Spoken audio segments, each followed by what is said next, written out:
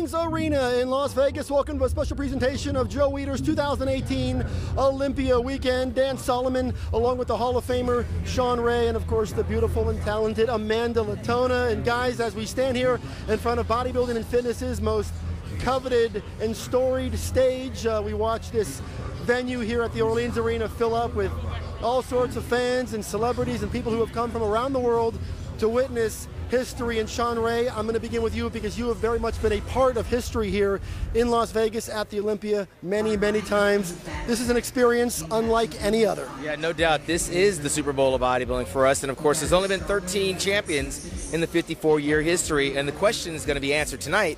Will there be a 14th? And yesterday, that door was left open by the defending champion, Phil Heath.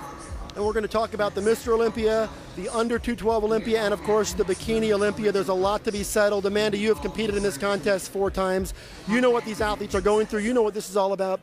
Give the viewers at home sort of a sense for what the Olympia experience is like, because it's very different than just about any other event. It's very different and it's very exciting. I mean, you wait all year just to get on this stage, and no matter how you place, you just want to get here. But that's the thing, things are kind of switched up, because when Bikini started in 2010, there were 24 girls, and now 2018, there's 34 girls, which shows not only how much the division has grown, but it also got to the point where now only top 10 do routines. So also, Bikini used to be a Friday-only show. It shows again how it's popular, where it's now become a 2-day event. Prejudging is Friday, finals are Saturday, which means that they put the Bikini girls on tonight with the men's bodybuilding. Really cool, but again, only top 10 get to do the routine. So exciting to be a part on stage, but you want to be in that top 10. It makes it really exciting. Well, every Olympia, Shawn, is special, but there's something a little bit different. I remember back in 1991, Lee Haney came to the Olympia, won his 8th standout trophy, established a new record.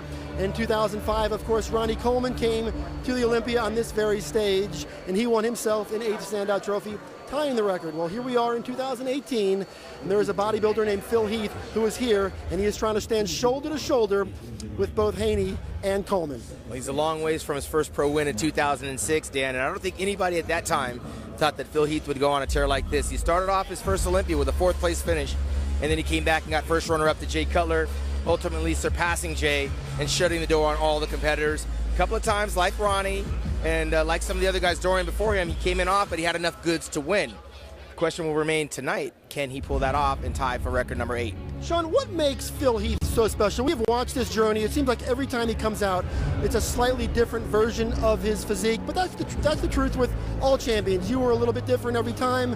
Jay was a little different every time. Ronnie, Dorian, so on and so forth. Kind of give some perspective as to what makes Phil one of the all-time greats and what makes him so different. Well, he's in a different time era. I mean, in the 90s, and it seems like so far away, but when we talk about 1998, when Ronnie Coleman won, that was 20 years ago. With Phil, they call him the gift because he's genetically superior right now to the guys he's standing up next to. They've thrown a few guys at him. Shawn Rhoden's got a sniff at 2nd place. Dexter Jackson. Last year we had Big Ramy. None of those guys had the tools to take him out, even when Phil was off. So he's gifted with some genetics that the other guys just don't have. So on an off day, Phil still has enough to simply win. The question will remain tonight that with Shawn Rhoden's improvements of yesterday, from last year, Phil has left the door slightly open. There's not a whole lot more Phil can do with his frame. He's maxed out going for that number 8. Well, Amanda, you know a thing or two about bodybuilding. Of course, you're married to an elite professional bodybuilder who's going to be competing on this stage tonight, Steve Kuklo. And give us a sense for what the fans are thinking. I know you talk to the fans, you read social media, you know what people are thinking.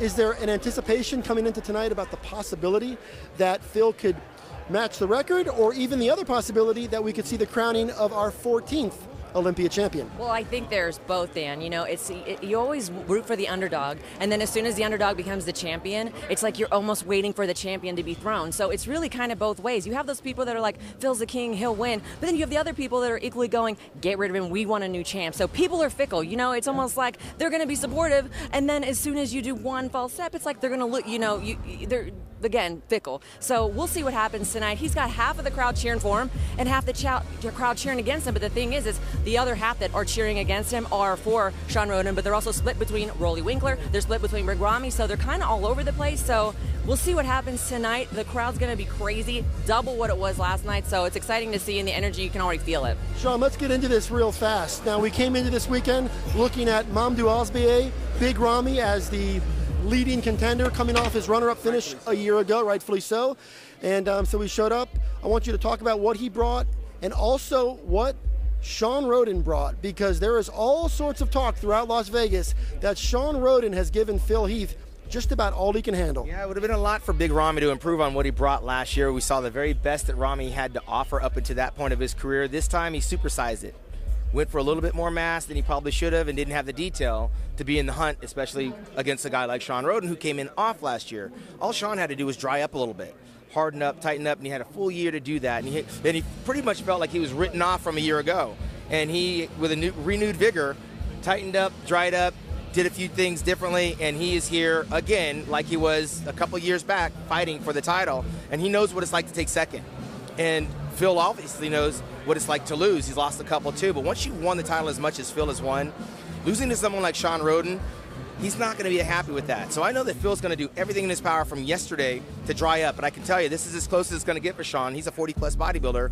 If he tightens up a little bit more from yesterday, it's going to be tough for Phil to hang on to that title. Well, we're going to break down the entire lineup throughout the night. Of course, we're going to crown a Mr. Olympia champion, a Bikini Olympia champion, and we're also going to crown a 212 Olympia champion, which is a whole nother storyline in and of itself, as James Flex Lewis makes his way to Vegas this weekend looking for his 7th title, which of course he's already the most decorated 212 champion of all time. He announced coming into the weekend that this would be his final event in this division. We don't really know what he's going to do next.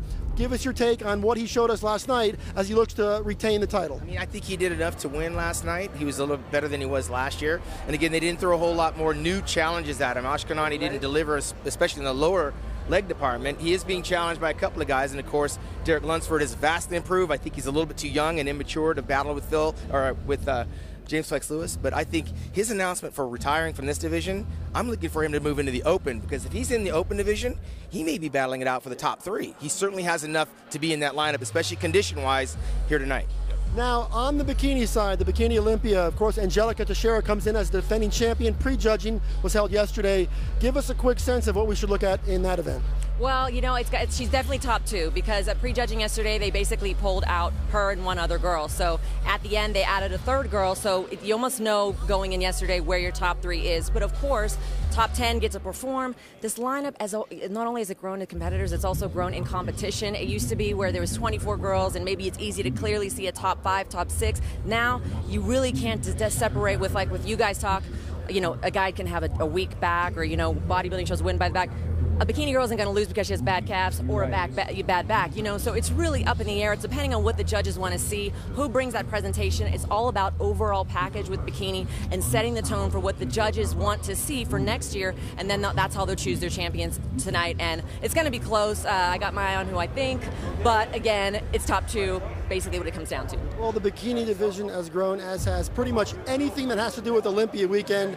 It's become a very multifaceted, multi-layer weekend. Robin Chang and his team here at the Olympia have really created something extraordinary, and it's been such a thrill to be a part of this. Tonight is going to be historic, whichever way you slice it. We're either going to crown an Olympia champion, an 8-time Olympia champion for only the 3rd time, or Shawn, we're going to crown a brand new champion. Any thoughts before we start the show? Well, I saw Lee Haney roaming around. Totally, Lee Haney is here to witness history. I'm not so sure that he's cheering for anybody in particular. He's sharing that title and that resume with Ronnie Coleman. I don't know if there's room enough for 3, but Phil left the door wide open for that to not happen for him. But should he join that elite group, he's earned the right to be there.